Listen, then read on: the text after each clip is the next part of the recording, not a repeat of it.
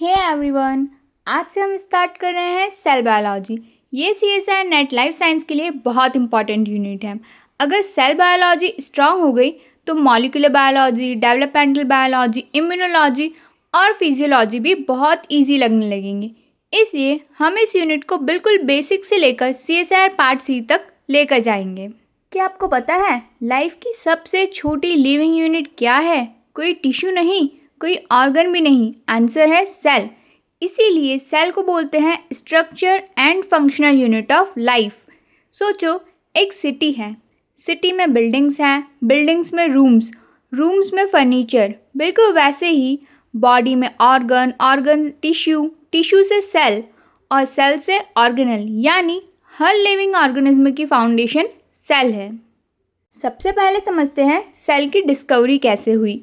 1665 एक English scientist Robert Hooke ने एक कॉक का थिन सा माइक्रोस्कोप में सेक्शन देखा। उन्होंने छोटे छोटे बॉक्सेस जैसे स्ट्रक्चर दिखे। उन्होंने उनका नाम दिया सेल, क्योंकि वो मॉनेस्ट्री के छोटे से रूम यानी सेल जैसे लगते थे। इम्पॉर्टेंट क्वेश्चन, क्या रॉबर्ट हुक ने लिविंग सेल देखे थे? बिल्कुल भी नहीं। उन्होंने देखा था कॉर्क सेल। कॉर्क एक डेड प्लांट टिश्यू होता है। उसके बाद 1674 में एंट्री होती है एंटोनी वॉन लियोनहुक की। ये फादर ऑफ माइक्रोबायोलॉजी भी हैं। इन्होंने पहली बार लिविंग सेल देखे, जैसे बैक्टीरिया, प्रोटोजोआ, स्पर्म सेल। इसीलिए इन्हें फादर ऑफ माइक्रोस्कोपी भी कहा जाता है। अब एक सवाल आता है, क्या सारे ऑर्गेनिज्म सेल से बने होते हैं? इसी सवाल का आंसर दिया था मैथिस जैकब शेल्डियन एंड थियोडोर स्वान ने 1838 और 1839 में। इन्होंने ओरिजिनल सेल थ्योरी के जो स्टेटमेंट थे, जिसमें 3 मेजर स्टेटमेंट आते हैं। First, all living organism are made up of cell. Second, cell is basic structure and functional unit of life. And third, plants and animals both are made up of cells. यही तीनों statement मिलाकर बनाते हैं cell theory, जिसे शेल्डियन and स्वान ने दिया था। बाद में रुडोल्फ विर्को ने मॉडर्न सेल थ्योरी दी। एक और इम्पॉर्टेंट स्टेटमेंट ऐड करी थी उन्होंने, ओमिनिस सेलुला ई सेलुला, मतलब हर living cell pre existing cell से बनती है। आज की सेल थ्योरी के according cell contains genetic material, energy flow cell के अंदर होता है, बेसिक मेटाबॉलिज्म सभी सेल्स में होता है, सेल का केमिकल कंपोजिशन ब्रॉडली सिमिलर होता है। अब सेल थ्योरी हर जगह तो अप्लाई हो नहीं सकती, इसलिए इसके भी कुछ एक्सेप्शंस हैं। सबसे पहला है वायरस। वायरस एसेलुलर होते हैं, इनके पास सेल नहीं होती, ये होस्ट सेल के बिना रिप्रोड्यूस भी नहीं कर सकते। सेकंड आता है coenocytic organism, for example fungi और कुछ एल्गी। इनमें एक ही सेल में बहुत सारे न्यूक्लियस होते हैं। फिर आती है mammalian RBC. Mature mammalian RBC में न्यूक्लियस नहीं होता, लेकिन वो लिविंग सेल होती है। नेक्स्ट आता है स्केलेटल मसल फाइबर। ये बहुत लंबे होते हैं और मल्टी न्यूक्लिएटेड भी होते हैं, इसलिए ये सारी चीज़ें सेल थ्योरी के एक्सेप्शन में आती है।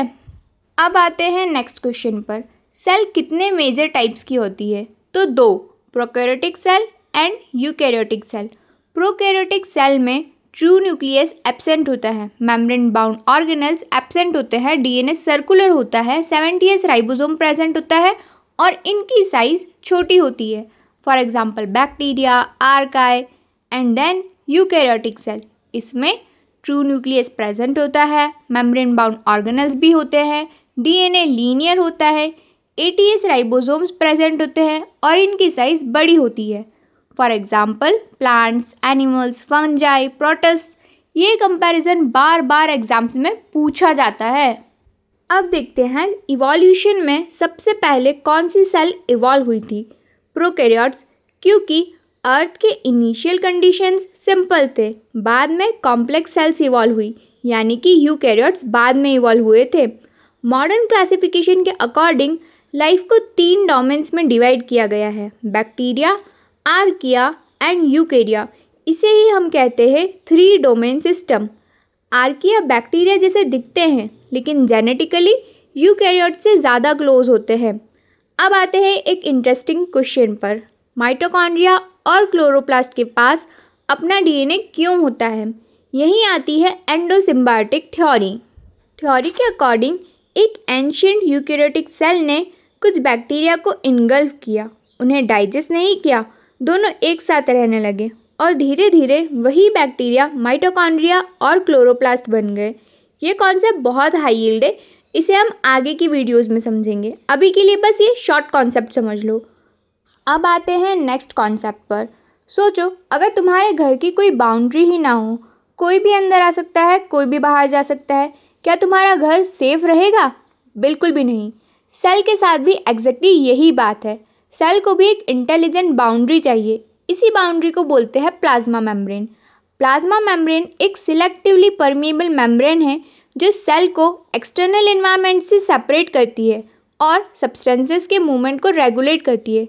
ध्यान देना, मैंने सिलेक्टिवली परमिएबल बोला है, सेमी परमिएबल नहीं। प्लाज्मा मेम्ब्रेन सिर्फ बाउंड्री नहीं, ये सेल के बहुत सारे काम करती है। सेल को प्रोटेक्शन देती है, शेप मेंटेन करती है, ट्रांसपोर्टेशन का रेगुलेशन करती है, cell communication, recognition, signal reception, cell adhesion, इन सारे फंक्शंस में भी हेल्प करती है। प्लाज्मा मेम्ब्रेन किस किस चीज़ से बनी होती है? तो ये मेनली लिपिड्स, प्रोटीन्स, कार्बोहाइड्रेट्स, जिनका अप्रॉक्सीमेट कंटेंट सेल में एक एनिमल सेल के अकॉर्डिंग देखें तो लिपिड्स 40 से 50%, protein 50 to 60% and carbohydrate 5 to 10%। लेकिन हर सेल टाइप के अकॉर्डिंग इसका कंपोजिशन चेंज होता रहता है। सबसे इम्पॉर्टेंट मेम्ब्रेन लिपिड है फॉस्फोलिपिड। ये प्लाज्मा मेम्ब्रेन की बेसिक बिल्डिंग ब्लॉक है। फॉस्फोलिपिड स्पेशल इसलिए है क्योंकि एक एम्पीफैथिक मॉलिक्यूल है, मतलब एक पार्ट हाइड्रोफिलिक वाटर लविंग और दूसरा part hydrophobic water hating. Phospholipid में फॉस्फेट हेड होता है जो कि हाइड्रोफिलिक होता है और फैटी एसिड टेल होती है जो कि हाइड्रोफोबिक होती है। इसको आप डायग्राम से समझ लेना। नेक्स्ट आते हैं लिपिड बायलेयर पर। अगर फॉस्फोलिपिड को पानी में डाल दिया जाए तो क्या होगा? हाइड्रोफिलिक हेड पानी की तरफ फेस करेगा और हाइड्रोफोबिक टेल अंदर की तरफ, जिसके रिजल्ट में लिपिड बायलेयर बनती है। यही प्लाज्मा मेम्ब्रेन का बेसिक स्ट्रक्चर होता है। सिंगल लेयर स्टेबल नहीं होती, इसलिए बायलेयर बनती है। दो लेयर्स मिलकर हाइड्रोफोबिक टेल को पानी से बचा लेते हैं। इसी वजह से मेम्ब्रेन स्टेबल हो जाती है। साइंटिस्ट ने मेम्ब्रेन को समझाने के लिए कुछ मॉडल्स प्रपोज किए थे। सबसे पहले डेनियल एंड डेविसन मॉडल। इसके अकॉर्डिंग प्रोटीन लिपिड प्रोटीन ये एक सैंडविच तरह का मॉडल होता है, लेकिन बाद में ये मॉडल गलत प्रूव हुआ। फिर आया 1972 में सबसे famous and acceptable fluid mosaic model, जिसको दिया था सिंगर एंड निकोलसन ने। अब फ्लूइड क्यों? क्योंकि फॉस्फोलिपिड्स और कई प्रोटीन मेम्ब्रेन के अंदर लेटरल डायरेक्शन में मूव कर सकते हैं। मेम्ब्रेन रिजिड वॉल नहीं है, ये डायनेमिक स्ट्रक्चर है। और मोज़ेक क्योंकि मेम्ब्रेन में लिपिड्स, प्रोटीन्स, कार्बोहाइड्रेट सब मिक्स्ड पैटर्न में अरेंज होते हैं, बिल्कुल मोज़ेक आर्टवर्क की तरह। कोई भी फिक्स पोजीशन पर नहीं रहता, सब मिक्स रहते हैं, इसलिए मोज़ेक। फ्लूइड मोज़ेक मॉडल के कुछ फीचर्स, इसमें लिपिड बायलेयर होती है, प्रोटीन्स मेम्ब्रेन में एम्बेडेड होते हैं, लेटरल मूवमेंट पॉसिबल है, मेम्ब्रेन डायनेमिक है और ये सिलेक्टिवली परमिएबल है। ये 5 पॉइंट्स याद रखना, ये डायरेक्ट एमसीक्यू भी बन सकते हैं सीएसआईआर में। अब आते हैं कि साइंटिस्ट को कैसे पता चला कि प्रोटीन्स मेम्ब्रेन के अंदर एम्बेडेड है। इसका आंसर है फ्रीज फ्रैक्चर टेक्निक। इस टेक्निक में मेम्ब्रेन को फ्रीज करके क्रैक किया गया, इलेक्ट्रॉन माइक्रोस्कोप से देखा गया, प्रोटीन पार्टिकल्स की तरह मेम्ब्रेन के अंदर दिखे। इसी एक्सपेरिमेंट ने फ्लूइड मोज़ेक मॉडल को सपोर्ट किया था। ये बहुत इंपॉर्टेंट स्टेटमेंट है, भूलना मत। आपको पता है मेम्ब्रेन फिक्स नहीं है, मेम्ब्रेन कंटिन्यूसली मूव करती रहती है। इसी वजह से सेल शेप चेंज कर सकती है, वेसाइकल्स बना सकती है, सिग्नल रिसीव कर सकती है। सो मेम्ब्रेन इज नॉट स्टैटिक। सोचो एक तालाब है, तालाब में पानी जो कि लिपिड्स है, उसमें बोट है जो कि प्रोटीन है और कुछ छोटे से आइलैंड्स कार्बोहाइड्रेट, सब कंटिन्यूसली मूव कर रहे हैं। यही है फ्लूइड मोज़ेक मॉडल। अभी के लिए सिर्फ इतना ही, मिलते हैं नेक्स्ट वीडियो में। तब तक के लिए PYQ लगाना बिल्कुल भी मत भूलना। Thank you so much for watching.